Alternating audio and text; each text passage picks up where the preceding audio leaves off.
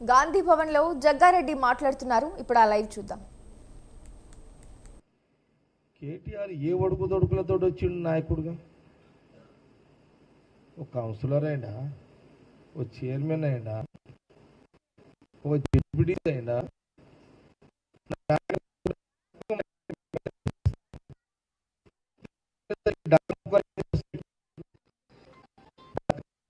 తెలుస్తాయి. అసుంటోనికి రేవంత్ రెడ్డి అసుంటోనికి తెలుస్తాయి.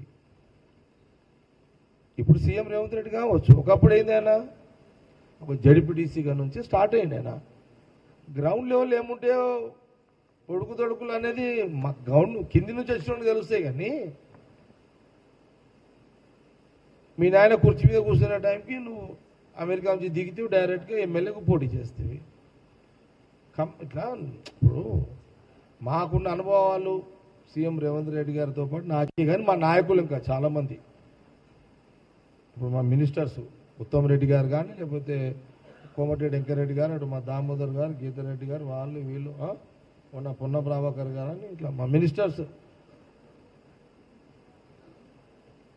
చాలామంది నాయకులు ఉన్నారు కదమ్మా. నేనేమంటున్నా అంటే నువ్వు డైరెక్ట్గా వచ్చినావు, ప్రజల నాడి తెలియదు, ప్రజా సమస్యలు తెలియదు, మీ ప్రజలకు ఏం చేయాలో ఆలోచన ఉండదు. కాబట్టి అనుభవంతో కూడుకున్న రాజకీయ జీవితంలో నుంచి వచ్చినటువంటి నాయకులమే కాంగ్రెస్ పార్టీ నాయకులం. అందులో ఇప్పుడు ముఖ్యమంత్రిగా రేవంత్ రెడ్డి గారు, ఇప్పుడు మా పిసిసి ప్రెసిడెంట్ మహేష్ గౌడ్ ఉన్నాడు.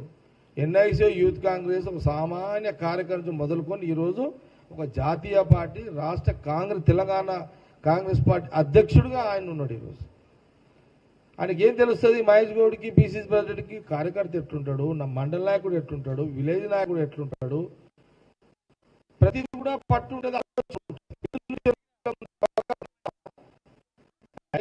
వచ్చిన వాళ్ళకు ఉండదు.